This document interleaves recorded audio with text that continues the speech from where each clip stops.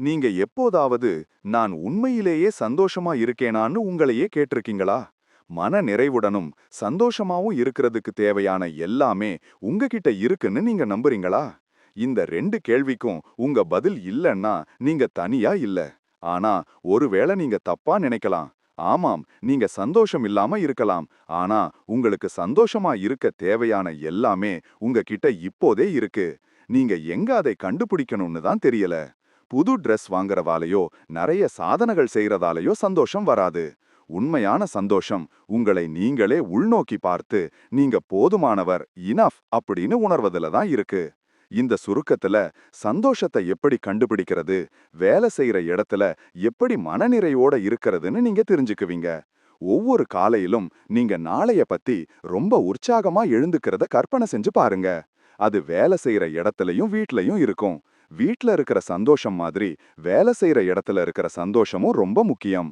உங்க நேரத்துல அதிக பகுதியை நீங்க ஆபீஸ்ல செலவு பண்றதால அங்க ஒரு நல்ல சூழல் இருக்கிறத உறுதி செஞ்சுக்கணும். அப்போதான் உங்க வீட்டு வாழ்க்கையும் நிறைவாகவும் சந்தோஷமாவும் இருக்கும். சந்தோஷத்தோட முக்கியமான விஷயங்கள் என்னென்ன, ஒவ்வொரு கோட்பாட்டையும் உங்க வேலை செய்யற இடத்துல எப்படி பயன்படுத்துறதுன்னு இந்த சுருக்கம் உங்களுக்கு சொல்லும். உங்களுக்கு தினமும் வர புகார்கள் போதும்னு ஆகிடுச்சு, வேலையில உண்மையிலேயே சந்தோஷமா இருக்கணும்னு நினைச்சீங்கன்னா எங்க கூட இருங்க. உங்க வேலை வாழ்க்கைய மாற்றி நீங்க விரும்பும் சந்தோஷத்தை பெற இந்த பயணத்தை நாம சேர்ந்து ஆரம்பிக்கலாம். சந்தோஷம்னா என்னன்னு நீங்களே ஒரு வரையறை உருவாக்குங்க. எல்லாருமே சந்தோஷமா இருக்கணும்னு தான் ஆசைப்படுறாங்க. எல்லாரும் அடையணும்னு நினைக்கிற ஒரு விஷயம் இதுதான். நம்ம வேலை பார்க்கறோம், மற்றவங்க கூட பழகுறோம், ஓய்வெடுக்கிறோம். ஏன்னா நம்ம மனசுல சந்தோஷத்தை அனுபவிக்க ஆசைப்படுறோம். ஆனா ஒவ்வொருத்தரும் சந்தோஷத்தை வேற மாதிரி பார்க்கறாங்க. சிலருக்கு போதுமான அளவு சாப்பிட உணவு இருந்தாலே அது சந்தோஷமா இருக்கலாம். சிலருக்கு புதுசா வந்த கேஜெட் வாங்குறது சந்தோஷமா இருக்கலாம். நம்ம எல்லாருமே சந்தோஷமா இருக்க வெவ்வேறு விஷயங்கள்ல கவனம் செலுத்துறோம். நிறைய பேர் அவங்க வாழ்க்கையில சந்தோஷத்தை கண்டுபிடிக்க கஷ்டப்படுறாங்க. சில பேர் மட்டும்தான் அதை எப்படி அடையறதுன்னு தெரிஞ்சு வச்சிருக்காங்க. நிறைய பேர் சந்தோஷத்தை தப்பான இடங்கள்ல தேடுறாங்க. உண்மையிலேயே சந்தோஷமா இருக்கணும்னா உங்க சந்தோஷத்துக்கான மூலத்தை உங்களுக்குள்ளேயே தான் கண்டுபிடிக்கணும். சந்தோஷத்தை நோக்கிய முதல் படி நீங்க சந்தோஷமா இருக்கீங்களான்னு உங்களையே கேட்டுக்கிறது தான். இது உங்களுக்கு ஆச்சரியமா இருக்கலாம். ஆனா நிறைய பேரு வேற யாராவது சுட்டி காட்டுற வரைக்கும் அவங்க சந்தோஷமா இருக்காங்கன்னே தெரிஞ்சுக்கிறது இல்ல. நம்மளோட சந்தோஷ அளவு நம்ம வாழ்க்கையில இருக்க பல விஷயங்களால் பாதிக்கப்படுது. நம்மள பத்தி நம்ம எப்படி உணர்றோம், நம்ம உறவுகள் எப்படி இருக்கு, நம்ம வேலை எப்படி இருக்குன்னு இத வச்சுதான் தீர்மானிக்கப்படுது. நீங்க எப்படி இருக்கீங்க, வீட்ல எப்படி உணர்றீங்கன்னு மட்டும் இல்ல, உங்க வேலை அனுபவங்களும் உங்க சந்தோஷ அளவை பாதிக்குது. நிறைய பேர் ரொம்ப பிஸியா வேலை பார்க்கறதால அவங்க தனிப்பட்ட வாழ்க்கைய பத்தி யோசிக்கிறதில்ல. அவங்க 8 மணி நேரம் வேலை பார்ப்பாங்க, பாஸ் கேட்டா ஓவர் டைம் கூட பார்ப்பாங்க. நமக்கு சரியில்லாத ஒரு சூழல்ல அதிக நேரம் செலவு பண்றது நம்ம வீட்டுக்கு போகும்போது எரிச்சலாவும் கோபமாகவும் இருக்க வைக்கும். இந்த விஷயம் 2 பக்கமும் வேலை செய்யுது. வீட்ல சூழல் நல்லா இல்லன்னா வேலையிலையும் நாம எதிர்மறையா உணர்வோம். உண்மையான சந்தோஷத்துக்கு முக்கியம் என்னன்னா நாம நேரம் செலவு பண்ற எல்லா சூழல்லையும் சமநிலைப்படுத்துறது தான். வெவ்வேறு சூழ்நிலைகள்ல நம்ம பாசிட்டிவா உணரணும். நிறைய பேருக்கு எது அவங்கள சந்தோஷப்படுத்துதுன்னே தெரியாது. அவங்க சும்மா ஒரு வசதியான இனிமையான வாழ்க்கை வேணும்னு மட்டும் சொல்லுவாங்க. ஆனா அதுனா என்னன்னு உங்களுக்கு தெரியலன்னா உங்களால திருப்தியா இருக்க முடியாது. உங்க சந்தோஷத்துக்கான காரணத்தை நீங்க கண்டுபிடிக்கணும். சந்தோஷம் பற்றிய நம்ம வரையறை காலப்போக்குல மாறலாம். ஒரு நேரத்துல அது வேலைய பத்தி மட்டுமா இருக்கலாம், இன்னொரு நேரத்துல அது நம்ம குடும்பத்தை பத்தி இருக்கலாம். இந்த புத்தகத்தோட ஆசிரியர் பெத் தாமஸ் இந்த மாற்றத்தை அவரே அனுபவிச்சிருக்காரு. அவரோட கனவு வேலைய விட்டுட்டு அவங்க பொண்ணு கூட வீட்ல இருக்க அவர் எப்படி முடிவெடுத்தாருன்னு ஒரு கதை இங்க இருக்கு. பெத் அவங்க வாழ்க்கையில ஒரு நல்ல நேரத்தை அனுபவிச்சிட்டு இருந்தாங்க.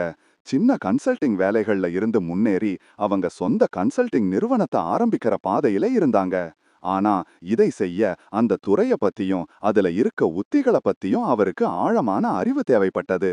அதனால பெத் ஒரு சர்வதேச தரகு நிறுவனத்துல வேலைக்கு சேர்ந்தாங்க. அங்க அவங்க வாழ்க்கையோட சிறந்த ஆண்டுகளை செலவு செஞ்சாங்க. பெத் எப்பவும் பயணம் செஞ்சுட்டு இருந்தாங்க. வெவ்வேறு நாடுகள்ல மீட்டிங்ஸ் இருந்தது. வீட்ல இருக்கிறதே அபூர்வமா இருந்தது. பெத் மற்றும் அவங்க கணவருக்கு 3 வயசு மகள் இருந்தாங்க. அவங்க எப்பவெல்லாம் பயணம் செய்றாங்களோ அப்போ அவங்க பொண்ண அவங்க பெற்றோர் வீட்ல சில நாட்களுக்கு விட்டுட்டு போவாங்க. ஒரு நாள் பெத் இங்கிலாந்துல ஒரு கம்பெனியோட பிசினஸ் டீல் பேசிட்டு இருந்தாங்க. தூங்க போறதுக்கு முன்னாடி அவங்க பொண்ணு அமண்டாவுக்கு குட் நைட் சொல்ல ஃபோன் செஞ்சாங்க. ஆனா அமண்டா ஃபோனை எடுத்தப்போ அழ ஆரம்பிச்சு சத்தம் போட்டா. என்ன ஆச்சுன்னு பெத் கேட்டப்போ அமண்டா அவங்க அம்மாவை ரொம்ப மிஸ் பண்றதா சொன்னா. அந்த நிமிஷத்துல பெத்துக்கு எல்லாமே மாறி போச்சு.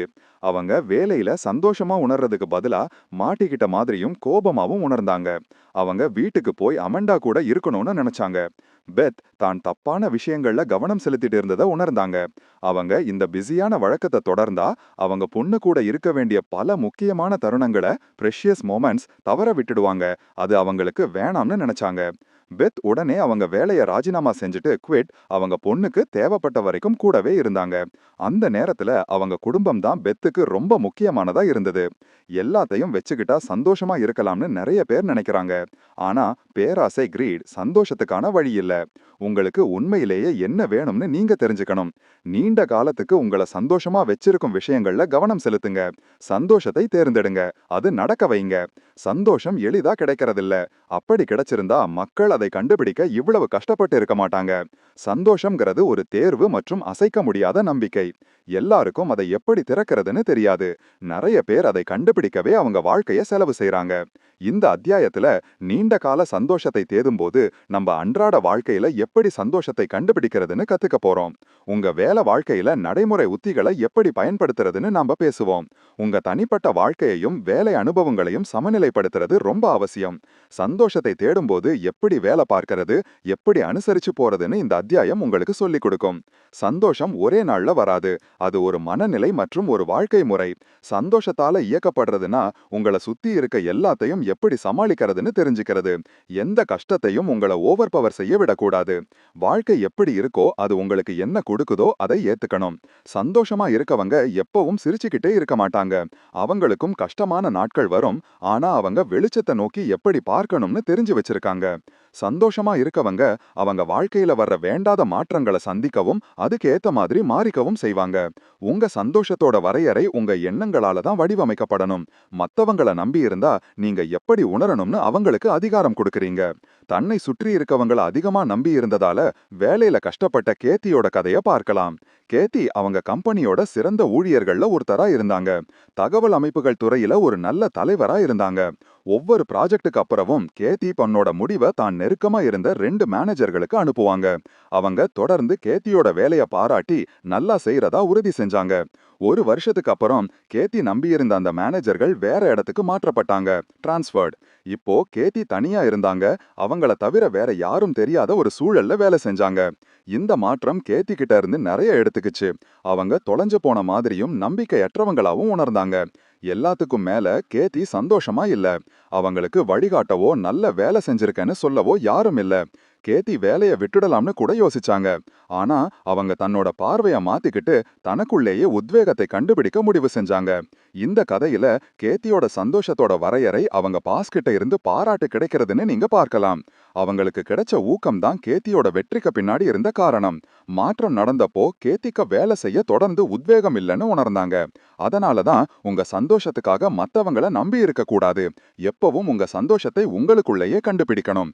கஷ்டமான சூழ்நிலைகளை கடந்து போறது உங்களை கொஞ்ச காலத்துக்கு தடுமாற வைக்கலாம். ஆனா முக்கிய விஷயம் அதுல இருந்து எப்படி மீண்டு வரணும்னு தெரிஞ்சுக்கிறது தான். கஷ்டமான நேரங்கள்ல இருக்கும்போது ஞாபகம் வச்சுக்க வேண்டிய 2 விஷயங்கள் இருக்கு. முதலாவது, எல்லாமே ஒரு காரணத்துக்காக தான் நடக்குதுன்னு புரிஞ்சுக்கிறது. இரண்டாவது, முடிவில் எப்பவுமே கத்துக்க ஒரு பாடம் இருக்கும். கடைசியில் கஷ்டமான சூழ்நிலைகள்ல கூட சந்தோஷத்தை கண்டுபிடிக்க முடியும். நீங்க சரியான இடங்கள்ல தான் பார்க்கணும். கஷ்டமான நேரங்கள்ல கூட உங்களை சந்தோஷமா வச்சுக்க 7 உத்திகள் இங்க இருக்கு. முதல் உத்தி என்னன்னா, உண்மையா இருக்கிறது மற்றும் நம்பிக்கையோட இருக்கிறது. ஒரு சவாலான சூழ்நிலையில இந்த இரண்டையும் ஒரே நேரத்துல எப்படி பயன்படுத்துறதுன்னு நீங்க கத்துக்கணும். உண்மையா இருக்கிறதுனா சோகமா அல்லது கோபமா உணர்றது தப்பில்லைன்னு தெரிஞ்சுக்கிறது. நம்பிக்கையோட இருக்கிறதுனா கெட்ட உணர்வுகள் எப்பவும் நீடிக்காது, அது காலப்போக்குல மறைஞ்சிடும்னு புரிஞ்சுக்கிறது. இது நீங்க சாதாரணமாகி முன்னோக்கி போக உதவும். இரண்டாவது உத்தி என்னன்னா, நீங்க எப்படி வேலை பார்க்கறீங்க அல்லது எப்படி நடந்துக்கிறீங்கன்னு தெரிஞ்சுக்கிறது. உங்க செயல்களை நீங்க தான் கட்டுப்படுத்துறீங்க, வேற யாரும் இல்லை. நீங்க ஒரு நேர்மறையான கண்ணோட்டத்தை வச்சுக்கிட்டா மத்தவங்க உங்க வாழ்க்கையில எதிர்மறை விஷயங்களை கொண்டு வராமல் தடுக்கலாம். மத்தவங்க கூட பழகும்போது உங்க உணர்ச்சிகளை நிர்வகிக்க முயற்சி செய்யுங்க. நல்ல மனப்பான்மைய வச்சுக்கோங்க. இன்னும் அதிக எதிர்மறை விஷயங்களை கொண்டு வந்து சூழ்நிலைய மோசமாக்காதீங்க. மூன்றாவது உத்தி என்னன்னா, நேர்மறையான கண்ணோட்டத்தை பராமரிக்கிறது. மத்தவங்க கிட்ட இருந்து மோசமானதை எதிர்பார்க்காதீங்க. நிறைய நேரம் அவங்கள நம்ப முயற்சி செய்யுங்க. பெரும்பாலும் மத்தவங்க செயல்களால நாம் அவங்கள தப்பா புரிஞ்சுக்கிறோம்.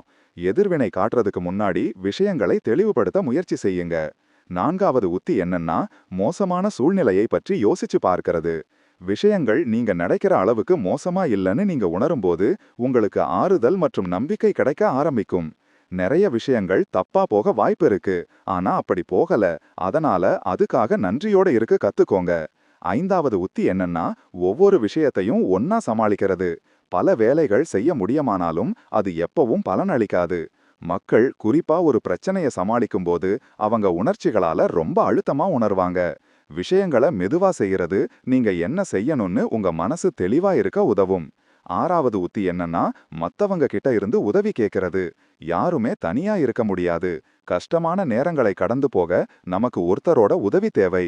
ஒரு ஆதரவு அமைப்பு இருந்தா விஷயங்கள் உங்களுக்கு சுலபமாகவும் லேசாகவும் இருக்கும். நீங்க நேசிக்கிறவங்க உங்க சுமைய குறைக்க உதவலாம். கடைசி உத்தி என்னன்னா, தியானம் செய்யறது. மக்கள் பிரச்சனைகளை சமாளிக்கிறதுல ரொம்ப பிஸியா இருக்கிறதால அவங்கள பாத்துக்க மறந்துடுறாங்க. தியானம் செய்யறது உங்க ஆன்மா கூட மறுபடியும் இணையவும் உங்க உடலையும் மனசையும் அமைதிப்படுத்தவும் உதவும். சந்தோஷங்கிறது நீங்க தேர்ந்தெடுக்க வேண்டிய மற்றும் கஷ்டப்பட்டு அடைய வேண்டிய ஒண்ணுங்கிறத ஞாபகம் வச்சுக்கோங்க. மத்தவங்க சந்தோஷமா இருக்க முடியும்னா உங்களாலையும் முடியும். கவலையையும் எதிர்மறை எண்ணங்களையும் குறைக்கிறது. கவலைப்படுறதும் எதிர்மறை எண்ணங்களை வச்சுக்கிறதும் நிறைய பேர்கிட்ட இருக்க கெட்ட பழக்கங்கள். இந்த பழக்கங்கள் உங்களோட சந்தோஷமா இருக்கிற திறனையும் உங்களோட நடத்தையையும் மோசமா பாதிக்குது. வேலை செய்யற இடத்துல ஊழியர்கள் முதல்ல தவிர்க்க வேண்டியது கவலைதான். இது அவங்க வெற்றியை அடையிறதுலையும் இலக்குகளை அடையிறதுலையும் அவங்க செயல்பாட்டை தடுக்குது. இந்த அத்தியாயம் நம்ம கவலைகளையும் பயங்களையும் எப்படி கட்டுப்படுத்துறதுன்னு நமக்கு சொல்லிக் கொடுக்கும். சந்தோஷம் குறிப்பா வேலை செய்யற இடத்துல நமக்கு அதிக எதிர்மறை உணர்வுகள் இருக்கும்போது தள்ளி வைக்கப்படலாம். இங்க நாம இந்த உணர்வுகளை எப்படி சமாளிக்கிறதுன்னு கத்துக்க போறோம். எதிர்மறை உணர்வுகள் வாழ்க்கையோட இயல்பான பகுதி. ஒரு கட்டத்துல எல்லாருமே சோகமா, கோபமா, ஏமாற்றமா, கவலையா உணர்வாங்க. ஆனா உங்க கவலைகள் உங்க வாழ்க்கைய ஆதிக்கம் செலுத்த அனுமதிக்கிறது இயல்பில்லை.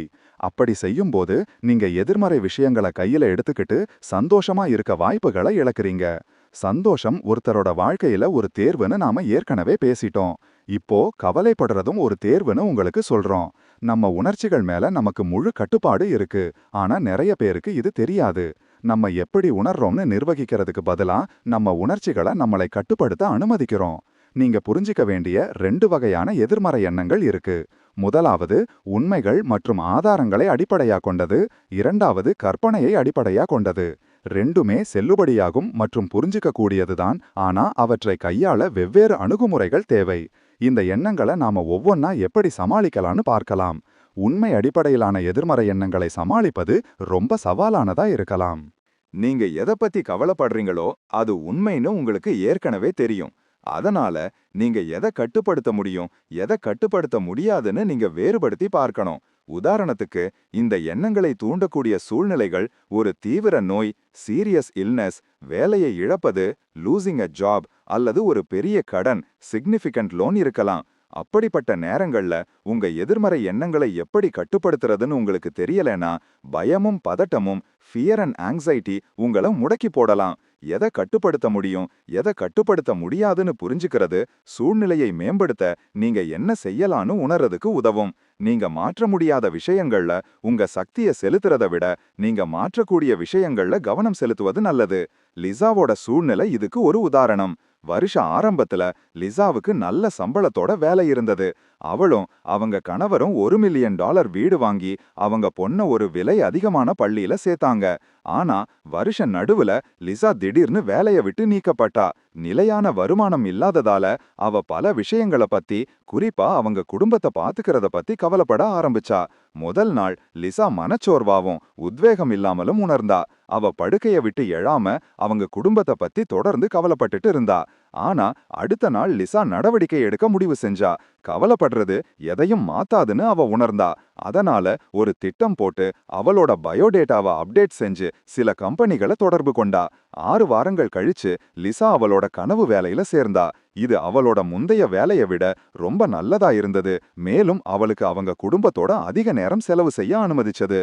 இந்த கதை எதிர்மறை உணர்ச்சிகள் எதிர்மறை நடத்தையை தவிர வேற எதையும் கொண்டு வராதுன்னு காட்டுது. ஆனா அந்த எதிர்மறை எண்ணங்களை நம்ம நம்பிக்கையா மாத்துனா நம்மால ஒரு சிறந்த பாதையையும் வளர ஒரு வாய்ப்பையும் கண்டுபிடிக்க முடியும்.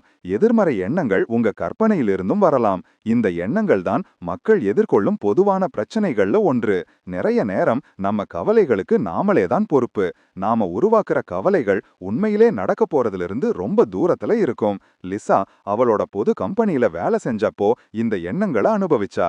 அவ என்ன செஞ்சா, அதை எப்படி கடந்து வந்தான்னு பார்க்கலாம்.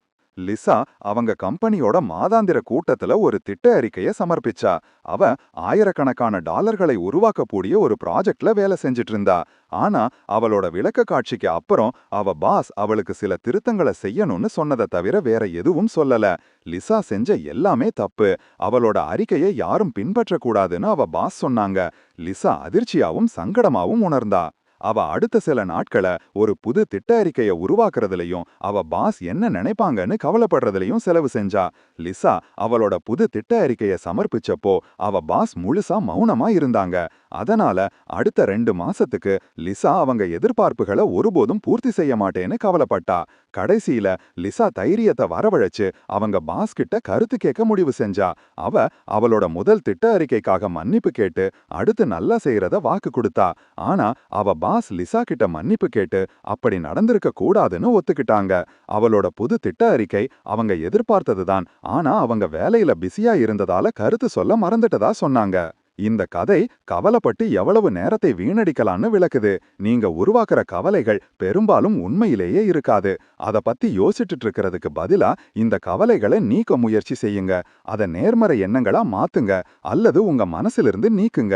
சந்தோஷமா இல்லாம இருக்கிறதுல இருந்து இல்லாமங்கிற வார்த்தைய UN அவுட் ஆஃப் அன்ஹாப்பியை எடுத்துட்டு நன்றியோடு இருங்க.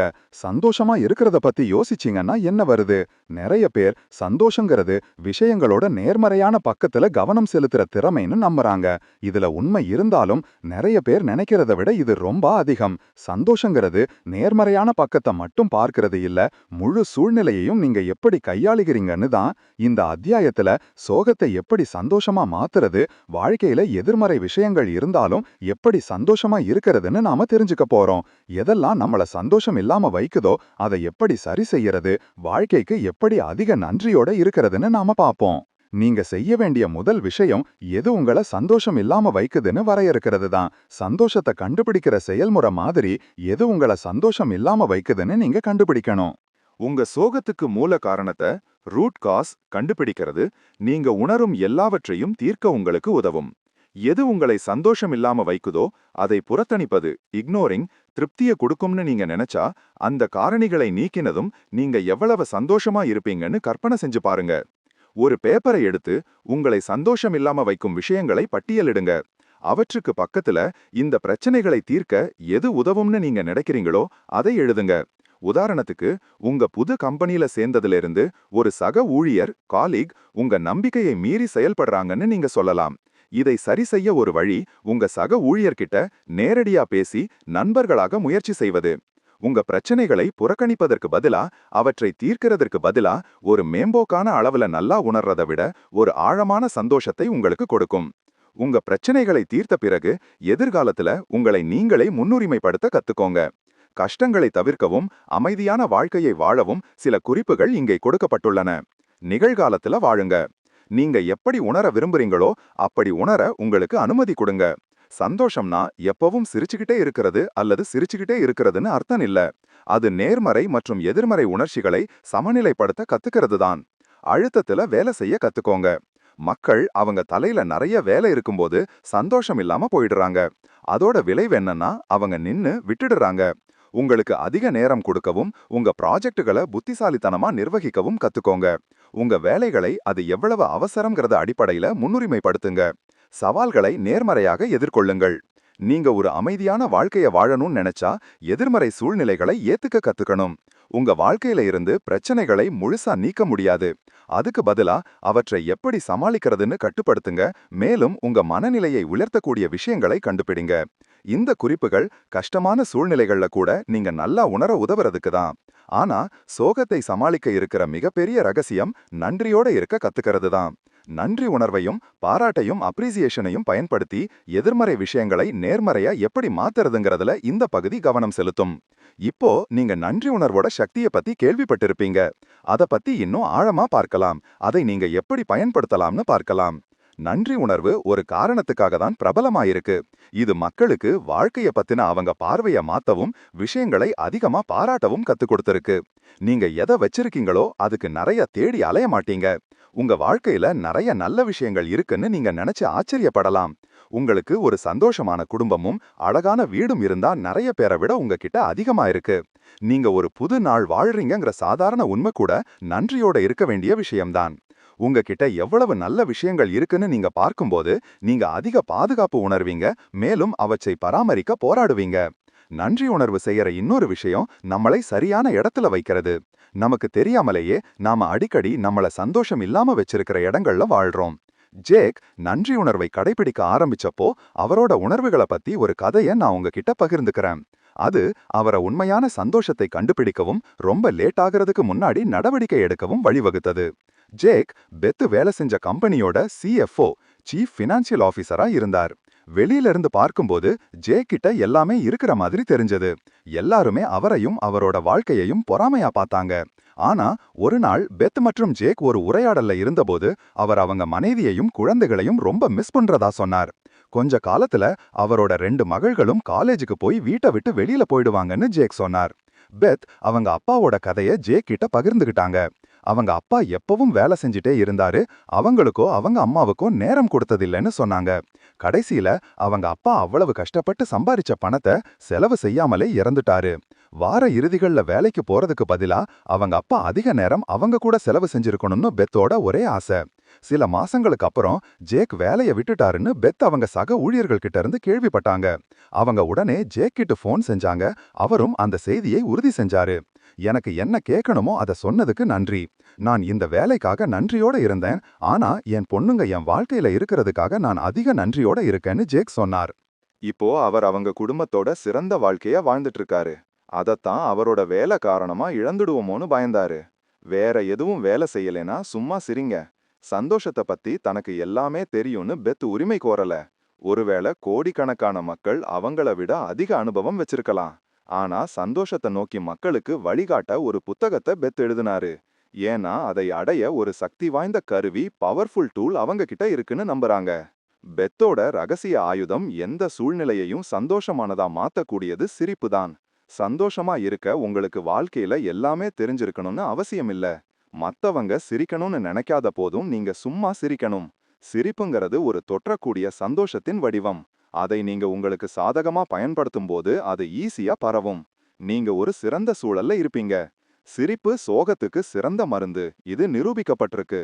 இது உணர்ச்சி மற்றும் உடல் ரீதியான பலன்களை கொண்டது. வாஷிங்டன் பல்கலைக்கழகத்தைச் சேர்ந்த நரம்பியல் விஞ்ஞானி எரிக் சட்னர் கூற்றுப்படி சிரிப்பு உங்க நோய் எதிர்ப்பு சக்தியை பலப்படுத்துது, தசை பிடிப்பை குறைக்குது, மேலும் இரத்த அழுத்தத்தையும் குறைக்குது. சத்தமா சிரிக்க மத்தவங்க உங்களுக்கு தேவையில்ல. தனியா சிரிக்கிறது தப்பில்ல. நீங்க சினிமா, பாட்காஸ்ட் அல்லது புத்தகங்கள் மூலமா உங்களையே மகிழ்விக்கலாம். மத்தவங்க நீங்க சிரிக்கிறத பார்க்கும்போது அவங்களும் அதே மாதிரி செய்ய உத்வேகம் பெறுவாங்க. நீங்க எந்த சூழல்லையும் சிரிக்கலாம் அல்லது புன்னகைக்கலாம். அது ஸ்கூலா இருந்தாலும் வேலையா இருந்தாலும் வீடா இருந்தாலும் சரி. வேறொருத்தர் கூட சிரிக்க முயற்சி செய்யுங்க. சிரிப்பு நண்பர்கள் மற்றும் சக ஊழியர்கள் கிட்ட இருக்க பதட்டத்தை குறைக்க முடியும்னு நீங்க பாப்பீங்க. நீங்க ஒரு கஷ்டமான இடத்துல இருந்தா அதை பார்த்து சிரிக்க ஒரு வழிய கண்டுபிடிங்க. ஒரு சங்கடமான தருணத்தை சமாளிக்க சிரிக்க ஏதாவது ஒன்ன கண்டுபிடிக்கிறது தான். சிரிப்பு எல்லா எதிர்மறை உணர்ச்சிகளையும் குணப்படுத்துது. மேலும் சங்கடத்தை எதிர்த்து போராட இது ரொம்ப உதவியா இருக்கு. பெத் அவங்க வாழ்க்கையில நிறைய சங்கடமான தருணங்களை சந்திச்சிருக்காங்க. அதை பத்தி சோகமா இருக்கிறதுக்கு பதிலா அவங்க சிரிச்சு கடந்து போனாங்க. பெத்தோட சங்கடமான தருணங்கள்ல ஒன்ன கேட்கலாம். அத அவங்க எப்படி கடந்து வந்தாங்கன்னு பார்க்கலாம். ஒரு நாள் பெத் ஆபீஸ்ல ஒரு மீட்டிங்குக்கு லேட்டா போனாங்க. மகப்பேறு விடுமுறைக்கு அப்புறம் வேலைக்கு திரும்பின அவங்க முதல் நாள் அது. அதனால காலையில அவங்க வழக்கமான வேலைகள் அவங்க நினைச்ச மாதிரி சுலபமா நடக்கல. வேலைக்கு போறதுக்கு முன்னாடி பெத் அவங்க குழந்தைய எழுப்பி ட்ரெஸ் பண்ண வச்சு சாப்பாடு கொடுத்து டே கேர்ல விட்டுட்டு போகணும். இதையெல்லாம் செஞ்ச அப்புறம் மீட்டிங்குக்கு இன்னும் 30 நிமிஷம் தான் இருக்குன்னு பெத் உணர்ந்தாங்க. அவங்க சீக்கிரமா கார்ல ஏறி குழந்தைய டே கேர்ல விட போனாங்க. ஆபீஸ்க்கு போற வழியில அவங்க கார்ல பெட்ரோல் லைட் எரியறத பெத் கவனிச்சாங்க. மீட்டிங்குக்கு இன்னும் 10 நிமிஷம் கூட இல்லாததால அவங்க பக்கத்துல இருக்க ஸ்டேஷன்ல வண்டிய நிறுத்தி பெட்ரோல் போட வேண்டி இருந்தது. பெட்ரோல் போடும்போது அந்த ஸ்டேஷன்ல காசு மட்டும்லாம் ஏத்துப்பாங்கன்னும், ஆனா அவங்க கிட்ட ஏதோ காரணத்தால காசு இல்லன்னும் பெத்து உணர்ந்தாங்க. அதனால அவங்க கிளார்க் கிட்ட போய் தன்னோட லைசன்ஸ அங்க வச்சுட்டு அப்புறமா காசு கொண்டு வர்றதா பேசி சம்மதிக்க வச்சாங்க. கிளார்க் சம்மதிச்ச அப்புறம் பெத் அவங்க காருக்கு திரும்பி ஆபீஸ்க்கு போக ஆரம்பிச்சாங்க. அவங்க காரை ஓட்ட ஆரம்பிச்சப்போ கார் பக்கத்துல ஒரு பெரிய சத்தம் கேட்டு நின்னாங்க. என்னன்னு பார்க்க பெத் வெளியில வந்தப்போ கார் ஓட்ட ஆரம்பிக்கிறதுக்கு முன்னாடி கார்ல இருந்து பெட்ரோல் பம்பை எடுக்க மறந்துட்டாங்கன்னு உணர்ந்தாங்க. பெட்ரோல் பம்ப் மிஷின்ல இருந்து உடைஞ்சு பெட்ரோல் எல்லா இடத்துலயும் லீக் ஆயிட்டு இருந்தது. அந்த விபத்தை பார்க்க மேனேஜர் வெளியில வந்தப்போ பெத் சங்கடத்துல சிரிச்சுட்டு அவங்க கிட்ட இன்சூரன்ஸ் இருக்கான்னு கேட்டாங்க. பெட்ரோல் ஸ்டேஷன்ல எல்லாத்தையும் சரி செஞ்ச அப்புறம் பெத் வேலைக்கு போய் அவங்க பிரசன்டேஷனை கொடுத்தாங்க. அவங்க Dress இன்னும் பெட்ரோல் வாசனை அடிச்சதால பில்டிங்ல பெட்ரோல் லீக் இருக்குன்னு எல்லாருமே நினைச்சாங்க. அவங்க பிரசன்டேஷனுக்கு அப்புறம் பெத் அவங்க பாஸ் கிட்ட போய் காலையில என்ன நடந்ததுன்னு விளக்குனாங்க. அவங்க முடிச்சப்போ அவங்க பாஸ் சிரிச்சிட்டு அடுத்த முறை அதிக கவனமா இருக்க சொன்னாங்க. இந்த கதை பெத் 2 பிரச்சனைகளை எப்படி சமாளிக்க சிரிப்பு உதவியதுன்னு காட்டுது. ஒன்னு பெட்ரோல் ஸ்டேஷன் மேனேஜர் கூட, இன்னொன்னு அவங்க பாஸ் கூட. ஒரு சூழ்நிலைய சீராக்க வேற செய்யலைன்னா சும்மா சிரிச்சு கடந்து போக முயற்சி செய்யுங்க. பெரும்பாலும் எல்லாருடைய மனநிலையையும் மேம்படுத்த சிரிப்பு தான் தேவைப்படும். அதனால தான் சிரிப்பு சிறந்த மருந்துன்னு சொல்றாங்க. உங்க சந்தோஷத்தை பேக் செஞ்சு வேலைக்கு எடுத்துக்கு போங்க. வேலையில சந்தோஷத்தை கண்டுபிடிக்கிறது ரொம்ப முக்கியம். ஏன்னா வீட்டை தவிர நீங்க அதிக நேரத்தை அங்க தான் செலவு செய்றீங்க.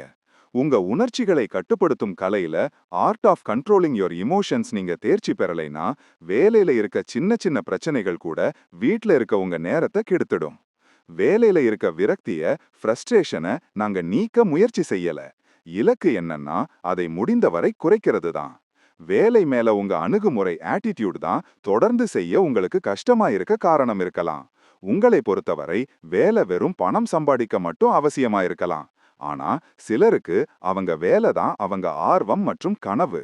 வேலை செய்யற இடத்துல சந்தோஷமா இருக்கணும்னா உங்களை உத்வேகப்படுத்தக்கூடிய ஒரு வேலையை கண்டுபிடிக்கிறது ரொம்ப அவசியம். நீங்க அனுபவிக்காத ஒரு வேலையை செய்யும்போது அங்க அதிக நேரம் செலவு செய்ய உங்களுக்கு பிடிக்கலைனா அது ஆச்சரியமில்ல. ஆனா எல்லாருக்கும் வேலை திருப்தி கிடைக்கிறதில்ல. நீங்க மாட்டிக்கிட்ட வேலைய உங்களால விட முடியலைனா அங்க இருக்க ஒரு நல்ல காரணத்தை கண்டுபிடிக்க முயற்சி செய்யுங்க. வேலையில உங்க நிலைமை எப்படி இருந்தாலும் உங்களால சந்தோஷமா இருக்க முடியுங்கிறத ஒருபோதும் மறந்துடாதீங்க. உங்களை சுத்தி இருக்கிறவங்கள நீங்க நம்ப வேண்டியதில்ல. உங்க சந்தோஷம் உங்க கட்டுப்பாட்டுல தான் இருக்கு. உங்களை தவிர வேற யாருக்கும் அதை மாத்த அதிகாரம் இல்லை. வேலை செய்யற இடத்துல சந்தோஷத்தை பரப்புவதும் விஷயங்களை சுலபமாக்க ஒரு வழிதான். உங்க சக ஊழியர்கள் வேலையில நீங்க எப்படி உணர்றீங்கங்கிறதுல ஒரு பகுதிங்கிறத ஞாபகம் வச்சுக்கோங்க. அதனால உங்க சந்தோஷத்தை அதிகப்படுத்தணும்னா நீங்க அவங்களையும் சந்தோஷப்படுத்தணும். வேலையில சந்தோஷத்தை கண்டுபிடிக்கிறதுனா உங்க மேல திணிக்கப்படுற எல்லா கஷ்டங்களையும் சகிச்சுக்கிறதுன்னு அர்த்தம் இல்ல. சில சமயம் விஷயங்கள் கட்டுப்பாட்டை மீறி போயிடும். மேலும் உங்க சந்தோஷத்தை பாதுகாக்க ஒரே வழி வேலையை விட்டுட்டு போறதுதான்.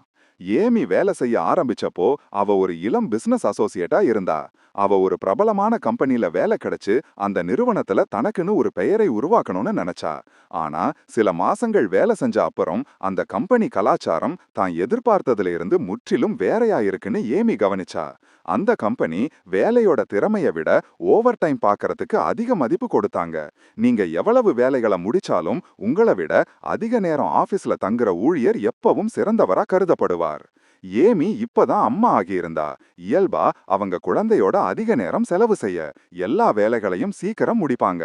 ஆனா இதனால மத்தவங்களுக்கெல்லாம் ஊக்கத்தொகை கிடைச்சது, அவளுக்கு மட்டும் கிடைக்கல. அந்த எல்லா ப்ராஜெக்டுகளையும் முடிச்சதுக்காக தனக்கு பதவி உயர்வு கிடைக்கும்னு ஏமி நினைச்சா. ஆனா அவளோட முயற்சிகள் கவனிக்கப்படல. அந்த கம்பெனி கலாச்சாரம் ஏமிய தொந்தரவு செய்ய ஆரம்பிச்சது. அந்த சூழல்ல வேலை செஞ்சு அவளால ஒருபோதும் சந்தோஷமா இருக்க முடியாதுன்னு அவளுக்கு தெரிஞ்சது. அதனால அவ வேலைய ராஜினாமா செஞ்சா. சில மாசங்களுக்கு அப்புறம் ஏமிக்கு ஒரு சிறந்த கம்பெனில வேலை கிடைச்சது. அங்க அவளோட திறமைகள் அங்கீகரிக்கப்பட்டுச்சு. அவ சந்தோஷமாவும் பாதுகாப்பாவும் உணர்ந்தா. இந்த கதை வேலையில நம்ம சந்தோஷம் நம்ம வாழ்க்கையையும் நம்ம தேர்வுகளையும் எப்படி பாதிக்கலான்னு காட்டுது. வேலையில நீங்க மதிக்கப்படலைன்னு உணர்ந்தா அங்க இருந்துட்டு வேற ஒரு புது வேலைய கண்டுபிடிக்கிறது தப்பில்ல. நீங்க என்ன சொல்றீங்கங்கிறத விட உங்க சந்தோஷம் தான் முக்கியம். உங்க வேலை திருப்திக்கு நீங்க முன்னுரிமை கொடுத்தா உங்க வாழ்க்கையோட மத்த பகுதிகளையும் நீங்க சந்தோஷமா இருப்பீங்க. முடிவுரை. முதலாவதா, சந்தோஷம்னா என்னன்னு நீங்களே ஒரு வரையறையை எப்படி உருவாக்குறதுன்னு நீங்க கத்துக்கிட்டீங்க. குறுகிய கால சந்தோஷ இலக்குகள்ல கவனம் செலுத்தாதீங்க. தொடர்ந்து நிலைக்கக்கூடிய சந்தோஷ இலக்குகளை அமைங்க. சந்தோஷம்னா என்னன்னு உங்களுக்கு பல வரையறைகள் இருக்கலாம். எது உங்களை சந்தோஷப்படுத்துதுன்னு தெரிஞ்சுக்கிறது அதை உருவாக்குற செயல்முறையோட முதல் படி. இரண்டாவதா, சந்தோஷத்தை தேர்ந்தெடுக்கிறது மற்றும் அதை நடக்க வைப்பதுங்கிற யோசனையை நீங்க பார்த்தீங்க. சந்தோஷம் உங்களுக்குள்ளிருந்து வருது. அது தொடர்ந்து முயற்சி மற்றும் உறுதிப்பாடுகள் மூலமா வளர்க்கப்படுது. சந்தோஷம்னா வாழ்க்கையோட சோதமான பகுதிகளை மறக்கிறதில்ல. அது கஷ்டங்கள் இருந்தும் சந்தோஷமா இருக்க கத்துக்கிறது. மத்தவங்க உங்களை சந்தோஷப்படுத்த காத்திருக்காதீங்க, நீங்களே அதை செய்யுங்க. மூன்றாவதா, கவலையை குறைக்கிறது மற்றும் எதிர்மறை எண்ணங்களை தவிர்க்கிறது எப்படின்னு நீங்க புரிஞ்சுக்கிட்டீங்க. கவலை உங்க சந்தோஷத்தை திருடுது. நீங்க அனுபவிக்க வேண்டிய மகிழ்ச்சியை அனுபவிக்க விடாமல் தடுக்குது. கவலைப்படுறதுக்கு பதிலா அதை விட்டுட்டு வாழ உங்க நேரத்தை செலவு செய்யுங்க. உங்க எதிர்மறை விஷயங்களை வாய்ப்புகளா மாத்துங்க.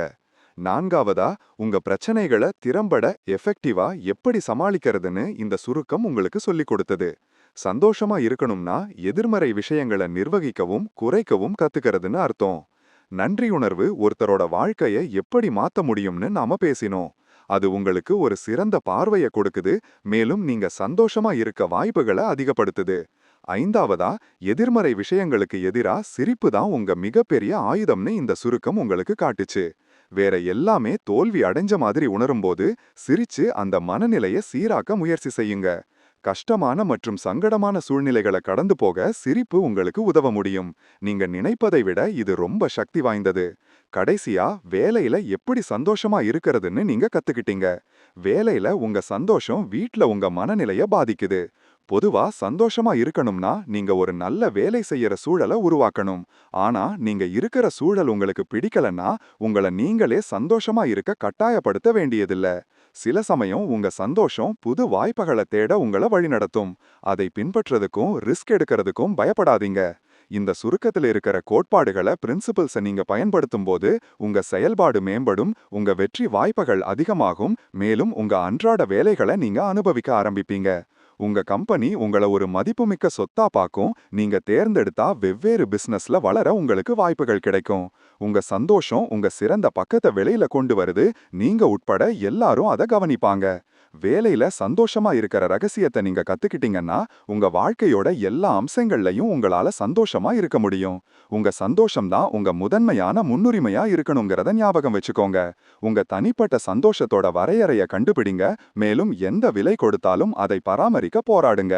பெத் தாமஸ் எழுதின பவர்ட் பை ஹாப்பிங்கிற புத்தகத்தோட இந்த சுருக்கத்தை கேட்டதுக்கு நன்றி. வேலையில மற்றும் வாழ்க்கையில உங்க சந்தோஷத்தை மேம்படுத்த மதிப்புமிக்க நுண்ணறிவுகளையும் நடைமுறை குறிப்புகளையும் நீங்க கண்டுபிடிச்சிருப்பீங்கன்னு நம்புறேன். சந்தோஷம் ஒரு தேர்வு, அது உங்களுக்கு உள்ளிருந்து தான் ஆரம்பிக்குதுங்கிறத ஞாபகம் வச்சுக்கோங்க. உங்க சொந்த சந்தோஷத்தை வரையறுத்து உங்க கவலைகளை நிர்வகிச்சு நேர்மறையான விஷயங்களை பரப்புவதன் மூலம் உங்க அன்றாட அனுபவங்களை மாற்றி ஒரு நிறைவான மற்றும் மகிழ்ச்சியான வாழ்க்கையை உங்களால உருவாக்க முடியும். இந்த சுருக்கம் உங்களுக்கு பிடிச்சு உதவியா இருந்ததுன்னா தயவு செஞ்சு இந்த வீடியோவுக்கு ஒரு கட்டை விரல் மேல் கொடுங்க. மேலும் அதிக நுண்ணறிவுள்ள சுருக்கங்களுக்காக எங்க சேனலுக்கு சப்ஸ்கிரைப் பண்ணுங்க. புது அப்டேட்ஸை நீங்க ஒருபோதும் மிஸ் பண்ணாதபடி நோட்டிபிகேஷன் பெல்லை அடிக்க மறந்துடாதீங்க. கீழே ஒரு கமெண்ட் போடுங்க. உங்க எண்ணங்கள் அல்லது வேலையில சந்தோஷத்தை கண்டுபிடிக்கிறது தொடர்பான எந்த தனிப்பட்ட அனுபவங்களையும் பகிர்ந்துக்கோங்க. நான் உங்ககிட்ட இருந்து கேட்க ஆசைப்படுறேன். கேட்டதுக்கு நன்றி. அடுத்த முறை வரைக்கும் சந்தோஷமா இருங்க, சிரிச்சுக்கிட்டே இருங்க.